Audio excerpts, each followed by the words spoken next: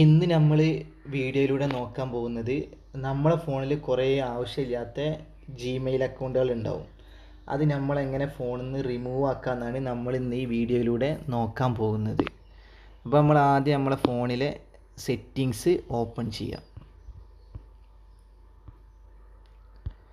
Settings open ചെയ്തിട്ട് അതിൽ നമ്മളിങ്ങനെ താഴേക്ക് സ്ക്രോൾ ചെയ്യുമ്പോൾ അവിടെ ഗൂഗിൾ ഉണ്ടാവും.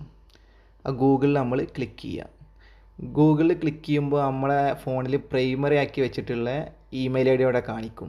അതിൽ നമ്മൾ ഈ ആരോയിൽ ക്ലിക്ക് ചെയ്യാം.